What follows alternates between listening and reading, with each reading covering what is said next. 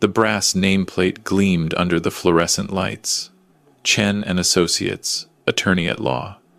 My son had wanted gold, but they'd settled for brass to keep costs down. I stood there in the empty hallway at 9 p.m. on a Thursday, watching through the glass doors as the last boxes were being loaded onto a U-Haul truck. 3 weeks ago, this had been a thriving law practice on the 15th floor of the Morrison Building in downtown Seattle. Now it was bare walls and abandoned furniture. I should probably start from the beginning. My name's William Chen, though most people in my neighborhood just call me Bill. I'm 64 years old, and for the past 42 years, I've been a mechanic. I own Chen's Auto Repair on Pike Street, a modest shop with 3 bays, and a small office that always smells like coffee and motor oil.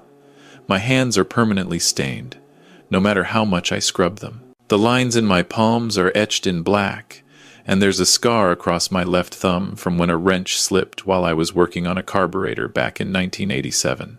My son Michael is 36. He graduated from Harvard Law School, passed the Washington bar exam on his first try, and spent 8 years at one of Seattle's most prestigious firms before deciding to start his own practice. I was proud. God, I was so proud. I remember the day he told me he was going out on his own. We were sitting in my office, which is really just a converted storage room with a desk and a filing cabinet. He'd stopped by after work, still wearing his suit, though he'd loosened his tie. He looked uncomfortable sitting in the old chair across from my desk, probably worried about getting grease on his pants. "Dad, I need to tell you something," he'd said. I'd looked up from the invoice I was reviewing. "What's wrong?" "Nothing's wrong. Actually, something's right. I'm starting my own firm. Me and 2 guys from work, we're going into partnership." I'd stood up and walked around the desk to hug him, but he'd kind of stiffened. That should have been my first clue, but I was too excited to notice. "That's incredible, Michael. I'm so proud of you." "Thanks, Dad." He'd pulled back quickly. "We're looking at office space in the Morrison Building. Really nice place. 15th floor. That's wonderful. When do you move in?" "Next month. We're having an open house, to meet clients and network. I'll send you the details." That was 6 months ago. The open house was on a Friday evening in late April. I'd closed the shop early, gone home, and showered 3 times, trying to get the grease smell off my skin. I'd even bought a new shirt, a light blue button-down from Macy's, my best khakis, the ones I wore to church, brown loafers I'd only worn twice before. When I walked into the Morrison Building, I felt out of place immediately. The lobby was all marble and glass, with a chandelier that probably cost more than my entire shop. A security guard asked where I was going, looked me up and down like he was trying to figure out if I was lost. 15th floor. Chen and Associates. He checked his list. Name? William Chen. His eyebrows went up, but he nodded me through to the elevators. The office was beautiful. Floor-to-ceiling windows overlooking Elliott Bay. Sleek, modern furniture. Art on the walls that looked expensive, even though I couldn't tell you what it was supposed to be. There were maybe 60 people there, all dressed like they'd walked out of a magazine. The women in cocktail dresses, the men in suits that fit them like they were tailored. Everyone holding wine glasses and talking in that quiet, educated way that makes you feel like you're intruding. I found Michael in the center of the main conference room, talking to a group of older men in expensive suits. He saw me, and his smile flickered. Just for a second, but I caught it. "Dad!" He walked over, but didn't hug me. "You made it." "Wouldn't miss it for the world, son." One of his partners, a guy named Trevor Ashford, came over. I'd met him once before, briefly. Harvard undergrad, Yale Law. His handshake was firm and his smile was polite, but I could see him taking in my outfit, my rough hands. "Mr. Chen, pleasure to see you again." "Good to see you, Trevor. This is quite a setup you've got here. We're very proud of it. Michael's told us so much about you." I looked at my son. "Has he?" Michael's jaw tightened slightly. "Dad, let me introduce you around." He led me over to a group of 3 people. A woman in her 50s wearing more jewelry than I'd seen outside of a department store window, and 2 men about Michael's age. "Everyone, this is my father, William."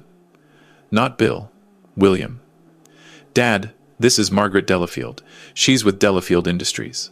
And this is James Morrison and Patrick Sullivan, They're with Morrison Holdings. Morrison. As in the Morrison building. Pleasure to meet you all, I said. Margaret smiled at me. What do you do, William? Before I could answer, Michael jumped in. My father's in the automotive industry. I felt something cold settle in my stomach. The automotive industry. Not he's a mechanic. Not he owns an auto repair shop. The automotive industry, like I was some kind of executive. How interesting, Margaret said. Clearly not that interested. Are you with one of the manufacturers? Dad works in a more hands-on capacity, Michael said quickly. He's very knowledgeable about cars. Classic cars especially. I own a repair shop, I said quietly. Chen's Auto Repair, over on Pike Street. The silence lasted maybe 2 seconds, but it felt like an hour. Margaret's smile became fixed. James Morrison nodded politely. Patrick Sullivan looked confused, like he wasn't sure if I was joking. Michael's face had gone red. Dad, why don't I get you something to drink? He steered me away from the group, toward the refreshments table in the corner. What the hell, Dad? He hissed under his breath. What? The automotive industry. I gave you an out. Why did you have to tell them you're a mechanic? I stared at my son. Because I am a mechanic. I know that, but you don't have to just. He stopped, ran his hand through his hair. These are important people, Dad. Potential clients. Margaret Delafield's company could give us a huge contract. James Morrison owns this building and half the commercial real estate in Seattle. I'm trying to make connections here, and I'm what, Michael? Embarrassing you? His silence was answer enough. I'd raised this boy by myself. His mother, Linda, died when he was 7. Breast cancer. We didn't have much money, and I worked 60, 70 hours a week to keep us afloat, to save for his college fund. I taught him to ride a bike in the parking lot behind my shop, helped him with his homework at that same desk where he'd told me about the firm, drove him to every soccer game, every school event, even if it meant leaving work early and losing money. I'd put him through community college, then helped him transfer to Washington State University. When he got into Harvard Law, I took out a second mortgage on my house to help cover what the scholarships didn't. I was so proud when he walked across that stage to get his diploma, I'd cried. Didn't even care that the other parents in their fancy clothes looked at me like I didn't belong there either. And now here he was, at his own open house, ashamed to tell people what his father did for a living. I think I'm going to head out, I said. Dad, wait. You've got important people to schmooze. Don't let me keep you. I walked out before he could say anything else. Rode the elevator down to the lobby in silence. Nodded to the security guard who'd looked at me like I didn't belong. Drove home in my 15-year-old Ford pickup truck that I'd rebuilt myself, and sat in my driveway for 20 minutes before I could bring myself to go inside. That was 3 months ago. Michael called the next day to apologize, but it was one of those apologies where you could tell the person thinks they're being the bigger person by apologizing, not that they actually think they did anything wrong. I'm sorry I snapped at you, Dad. I was stressed about the event, and I took it out on you. That wasn't fair. Notice what he didn't apologize for. Not for being ashamed of me. Not for lying about what I did. Just for snapping. It's okay, son, I'd said, because what else do you say? We should have dinner soon. Catch up. We didn't have dinner. He was busy. Always busy. 2 months after the open house, I got a call from my lawyer, David Park. David's a good guy. Been handling my business affairs for 20 years. We'd gone to high school together. Bill, I need to talk to you about the Morrison building lease renewal. I'd been expecting this. What about it? Well, Chen and Associates is in that building. Your son's firm. Did you know that? I knew that. Does Michael know you own the building? No. Silence on the other end. Then, Bill, you need to tell him. Why? Because it's going to come out eventually. And when it does, it's going to look bad if you haven't told him. Their lease comes up for renewal in 2 months. He's going to see the landlord's signature and realize. I'll think about it, I said, and hung up. Here's what Michael didn't know about his father. I did own a repair shop. That part was true. But what he didn't know was that I owned the building the shop was in, and the building next to it, and 3 other commercial properties in Seattle, including the Morrison building. Back in 1985, when Seattle was going through a recession, and property values tanked. I'd taken every penny I had saved and bought a condemned building for $30,000. Spent a year fixing it up myself, nights and weekends, learning as I went. Rented out the units, saved the money, bought another property. By the time Michael was born, I owned 6 buildings. By the time Linda died, I had 12. I'd never lived differently, never bought fancy cars or expensive clothes. I kept working at the shop because I loved it, and because I wanted Michael to grow up understanding the value of hard work, of doing something with your hands, of not taking anything for granted. The Morrison building I'd bought in 2008, during the financial crisis. It was a foreclosure, a steal at $3.2 million. I'd financed it carefully, had good tenants, paid it off in 12 years. I'd set up everything under an LLC, Morrison Holdings, run by a property management company. Michael had met Patrick Sullivan at the open house, my property manager, but had no idea that Patrick worked for me. I'd done all this to give Michael a good life, to make sure he never had to worry about money, to send him to the best schools. I'd planned to tell him eventually, maybe when he got married, maybe when he had kids. I wanted him to understand first what it meant to work for something, to build something yourself. But after that open house, something in me shifted. I scheduled a meeting with Patrick and my lawyer, David. I want to restructure the Morrison building lease, I told them. Patrick pulled up the file on his laptop. Okay, Chen and Associates is on a 5-year lease. They're in year 1. Standard commercial terms. They're good tenants, always pay on time. I want to add a clause for early termination. David frowned. Bill, what are you doing? Adding a clause. 90-day termination with cause. What cause? I looked at him. Misrepresentation of material information to the landlord. David's eyes widened. Bill, can you do it or not? I can draft it, but you need to think about this. I've thought about it. The amendment went through. Michael's firm signed it without reading it carefully, like most people do. Just another piece of paper in the mountain of paperwork that comes with running a business. Then, about 3 weeks ago, I was having lunch at a cafe near my shop when I overheard a conversation. 2 young associates from Michael's firm, grabbing sandwiches to go. Did you hear Chen talking about his dad? One of them said. The mechanic? They both laughed. Dude, at the Morrison meeting last week, James Morrison asked about his family, and Chen straight up said his dad was deceased. I was standing right there. My coffee went cold in my hand. Wait, what? I met his dad at the open house. I know. I was there too.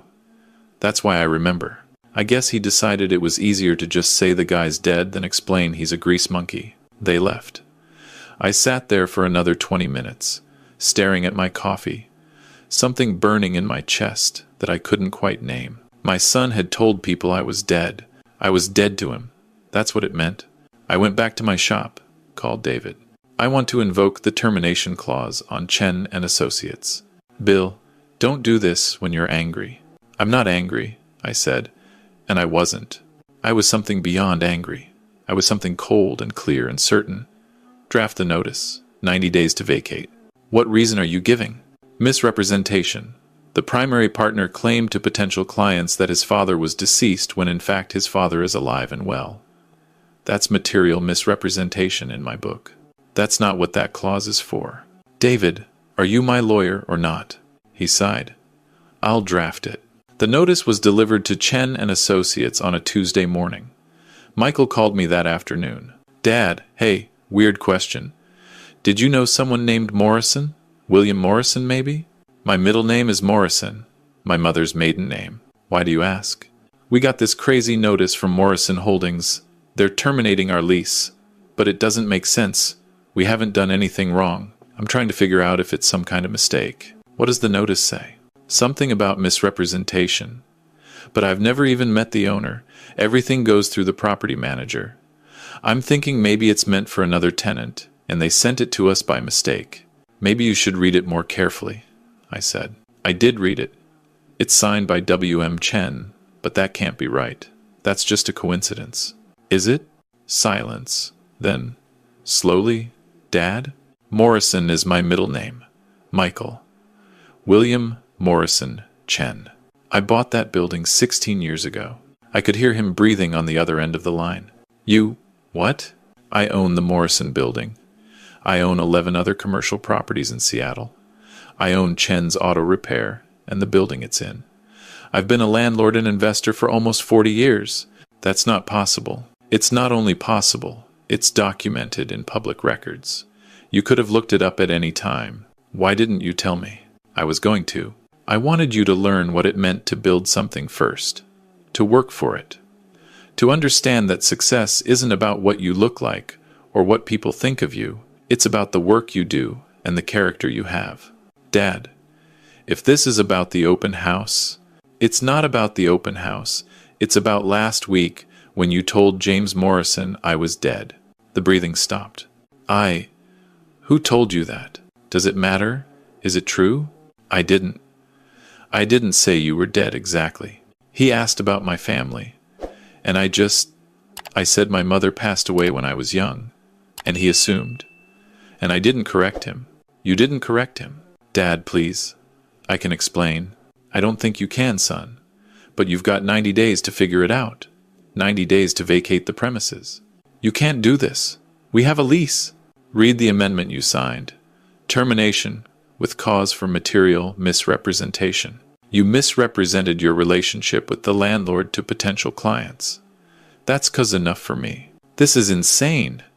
You're going to destroy my business over a misunderstanding? I'm not destroying anything. I'm just removing my support. You want to make it on your own without your embarrassing mechanic father? Here's your chance. You've got 90 days. I hung up. He called back 17 times that day. I didn't answer. His partners called. I didn't answer. My lawyer called. Bill, I think you should reconsider. I won't. This is going to cost them hundreds of thousands of dollars.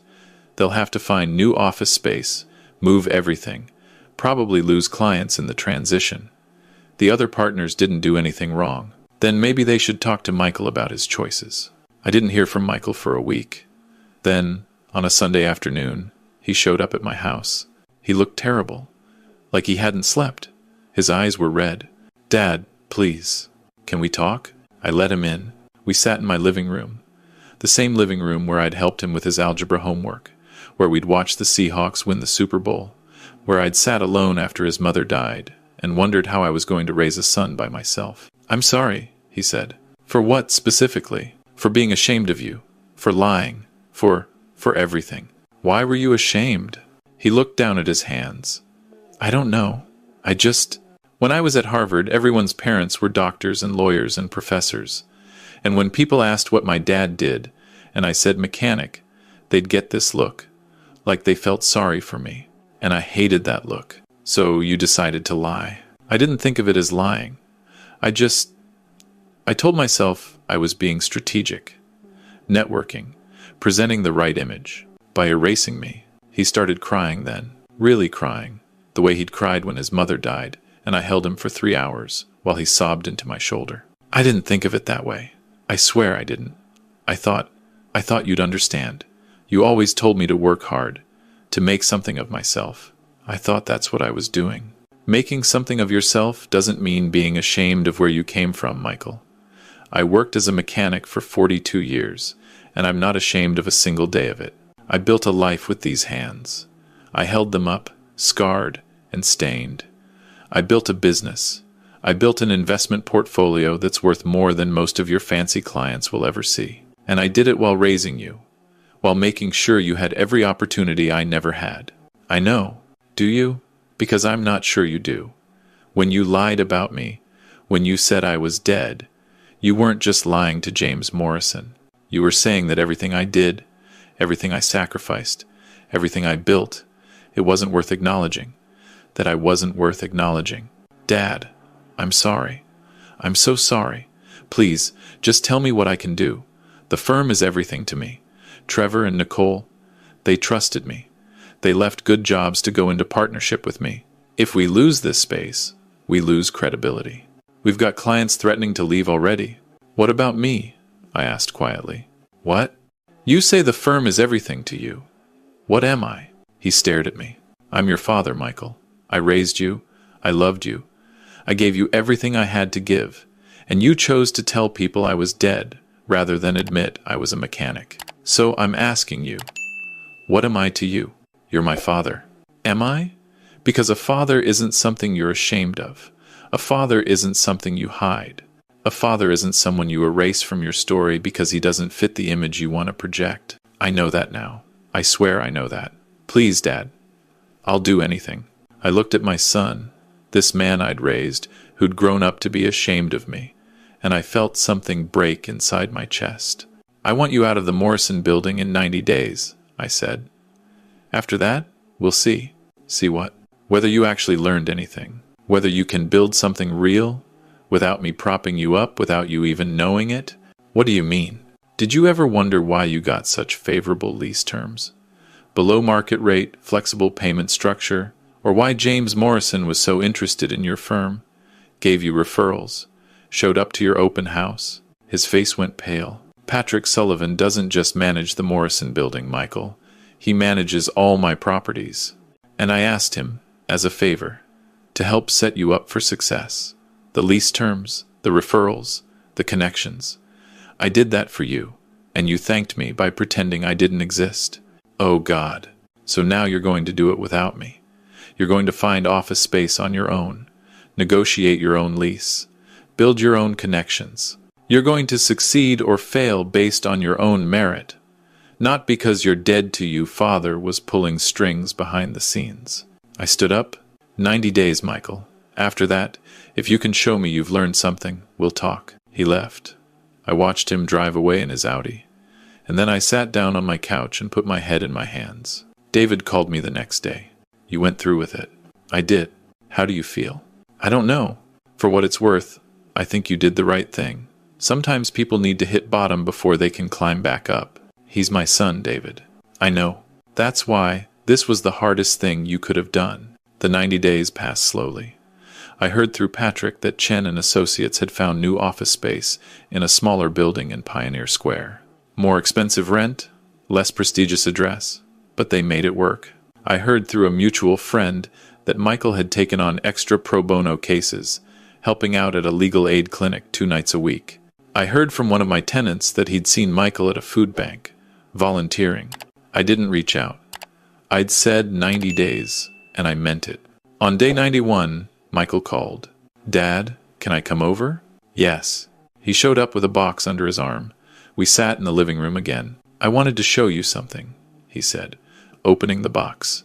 Inside were photos. Photos of him as a kid in my shop, covered in grease, grinning. Photos of the two of us at his high school graduation, his college graduation, his law school graduation. Photos of me teaching him to change a tire, to check the oil, to use a socket wrench. I'd forgotten about these, he said quietly. Mom took most of them. I found them in storage when we were moving the office. They're good pictures. I was looking at this one. He pulled out a photo of the two of us when he was maybe 10 years old. We were standing in front of my shop, my arm around his shoulders. He was holding a wrench bigger than his head, and we were both laughing. Mom wrote on the back, he said, and turned it over. In Linda's handwriting, Michael and his hero. You are my hero, Dad. You are my hero. And I forgot that. I forgot what really matters. What really matters. Not what people think, not how things look, but who's there for you, who loves you, who sacrifices for you. You did all that. You gave me everything. And I was so busy trying to impress people who don't matter that I forgot to appreciate the one person who does. I felt tears prickling behind my eyes. The firm is doing okay, he continued. We're making it work. It's harder without the Morrison building, without the connections you set up. But it's ours. We're building it ourselves. And I'm proud of that. But more than that, I'm proud of you. And I'm sorry it took me losing everything to remember that. You didn't lose everything. I almost did. I almost lost you. I reached over and pulled him into a hug. He hugged me back, hard. I'm proud of you, son, I said. Not because you're a lawyer or because you have your own firm. I'm proud of you because you learned, you grew. That's all I ever wanted. I love you, Dad. I love you too. We sat there for a while, not saying anything. Then Michael cleared his throat. So, there's something else. Trevor and Nicole want to meet you, the real you. They want to thank you for the wake-up call, apparently. Said they didn't realize how much I needed it until all this happened.